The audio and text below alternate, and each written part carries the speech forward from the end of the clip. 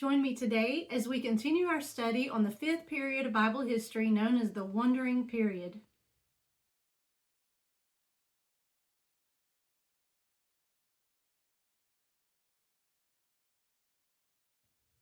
Thank you for joining me today as we continue our study on the fifth period of Bible history known as the Wandering Period. Now, you may remember this last lesson. If you haven't been able to study or watch that yet, I encourage you to do that. But we left the Israelites at Mount Sinai. They've been there. They've received the law directly from God. And we learned from the book of Numbers, chapter 1, that they were there at Mount Sinai for about a year. So far, since the time that they left Egypt till now, it's been maybe a year and 3 months or so that they've been here. And during this year, they are, because of the law and the commandments in the law, they're gathering supplies for the tabernacle, and they're building the tabernacle, and they're gathering the supplies and the materials for the priestly garments, and they're making those. And so that's interesting to read. It's very specific details. They knew exactly how to make all of those things because of God telling them in the law. And so during that time, and they also take a census after this. So that's the book of Numbers. That's one reason it's labeled the book of Numbers, is that it does talk about how many were in each tribe and the organization of them around the tabernacle.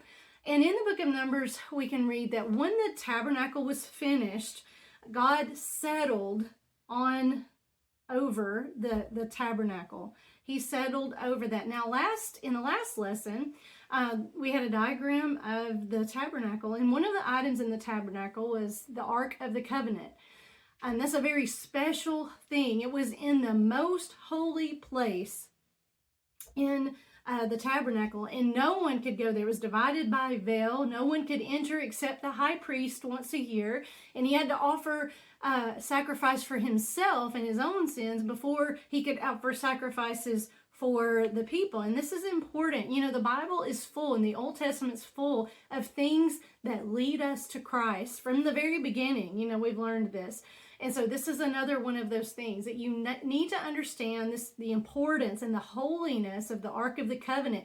And in the Israelite mind, this is where God was. That cloud that he had been leading them with, I don't know if we talked about that. I can't remember at this point. But as they left Egypt, the cloud during the day led them, and a pillar of fire by night led them. And so at this point, that cloud resides over the tabernacle, over the Ark of the Covenant. So this is where God is.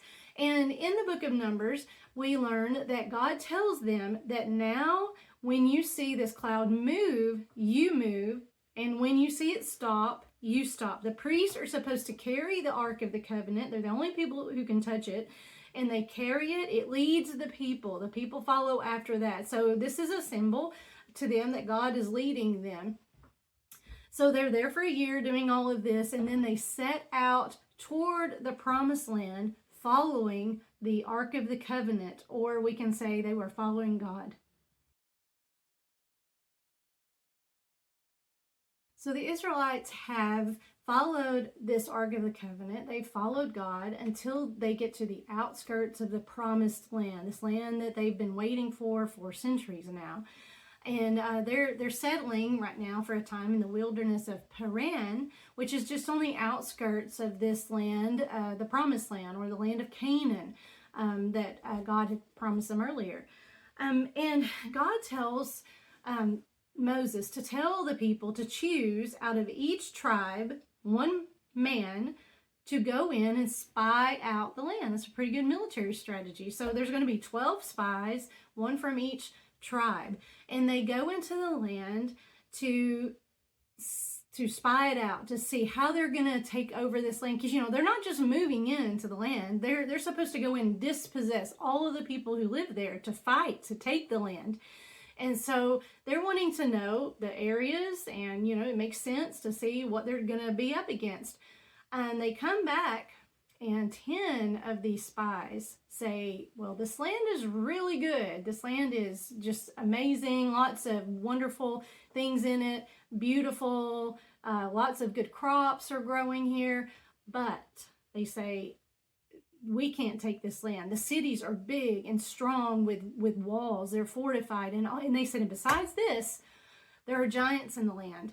Now, that might sound like a fairy tale. I'm going to link to, in our worksheet, an article and a video that basically are about the same thing, but that there are evidence of not just anomalies where you find a giant. We all know, we can even see that today. Someone's extremely tall. But there have been in the fossil record several fossils of people who were very tall, very tall. So this is something that has been proven by science. And so when you hear the Bible speak of the Nephilim, that's a word that means giants. These spies refer to the descendants of Anak, who was part of that group too. And so they were scared. They said, we can't do it. We cannot do it. The people are scared listening to them. And Caleb stands up and he says, we can do this. God has promised this to us. And I love his statement. He says, we are well able to overcome. But of course, you don't listen to 10 people give you a bad report and only one person saying we can. Another person, Joshua, was standing there with Caleb, and they were telling the people, we can do this. God has promised this land to us. But the people are scared, and they just won't go in. They won't. And God is so displeased with them. He is so upset. And he is so upset with them because they're saying, we want to go back to Egypt. And, they said Moses. They blamed Moses. They blamed him for bringing them out into the wilderness. And then they blamed God, that God's brought us out here to die. And so they were scared. They were accusing Moses, accusing God. And needless to say, God is very displeased with them. And he actually tells Moses that I just want to destroy these people and I'll make a new nation out of you, Moses. But it's a humorous part, I think, that Moses tries to tell God not to do that. And what will the Egyptians think if you do that?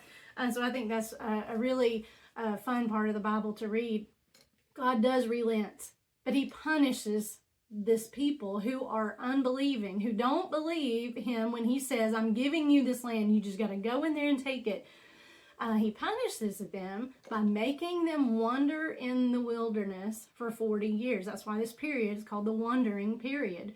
It's 1 year for every day that the spies were in the land, spying the land out. And during this time, every person 20 years and older will die. And they will not see the promised land. The only people that day that we're going to live to see the promised land are those 19 and younger, and Joshua and Caleb. Even Moses will not see the promised land. And we can talk about why just briefly, because of the incident where God tells him to speak to the rock for the water to come forth way early on, right after they left Egypt. And Moses hit the rock out of anger, and he says, look at this water we are bringing you. And so I think this is important, and I think this is something I would like to talk about next. We're going to talk about the importance of trusting God and the importance of believing that we can overcome when we are in the presence of giants. These people who have been waiting on this promised land, who faced obstacles to get there, to travel to the promised land, now are being punished because they don't believe that God will really give the land to them. Moses is being punished because he decided to take credit, if you will, for being the one bringing them water early on. So this period of wandering, I think, teaches us many lessons, and some of the best ones for us are that we need to trust God. We need to trust him to provide for us. He was, angry with the people, and they thought they were going to die because they didn't have water or food. And, they would have died without God. Moses couldn't have brought that water to them alone. And so for Moses to stand up and say, look what water I'm giving you, I think that's part of why he was punished and he didn't get to go into the promised land. The people can't go because they thought it would be up to them to fight the battles. They didn't believe God would fight the battle for them. And so the ones who believed, the children, of course, that God didn't punish, but Joshua and Caleb are going to be able to be the oldest people, leading them into the promised land. And I think it's so important, when you think about the idea of a giant, something that you cannot defeat, you're scared. How many times in life do we feel like we face a giant problem, a giant obstacle in our families, just in the church, in the world? And how often do we cower in fear? How often are we just in despair, that we don't believe, that we can't see a way out of it? And in those times, it is so important to go into those times with a brave attitude, not because of what you can do, but because of what God will do. God is going to be with us. Life is not going to always be wonderful. We have to work. We have to face challenges. And sometimes things don't happen the way we think they're supposed to happen. We have to trust God. He has the ultimate plan, and He has our best interest. As long as we're following Him and obeying Him, He's going to have our best interest in His mind. And so it's just so important. Even though it's a sad time for the nation of Israel, that these people don't get to enjoy the promised land, it will be for their children one day. But it's kind of humbling to think that, it's because they just didn't say, okay, God, we'll do it. We believe you. You'll be there with us. You'll fight the battles with us. And so I want to encourage you, and I want to remind myself to always believe when we see these giants in the land, so to speak, that we know our strength comes from God. It doesn't come from ourselves. I hope you are enjoying these lessons. If you are, I want you to please subscribe to my YouTube channel. Please like the video. I'm just wanting to make sure that it gets shared and seen, and that's how that site will work the best for me. If you will like and share, it'll be more visible to others. I hope if you're watching this on Instagram that you will like, and please comment. Things are better and it's more engaging, and more people will be able to see these and maybe get some interest in them if we will like and share. Feel free to ask questions. I do my best to answer any comment, especially if it's a question about something you're curious about. Check out the worksheet. It's going to have the link for the fossil record showing that we did have giants, not just a couple of anomalies, but like many people who could be considered giants. So please check that out. Join me next time. We're going to be talking about the 6th period of Bible history, known as the period of conquest.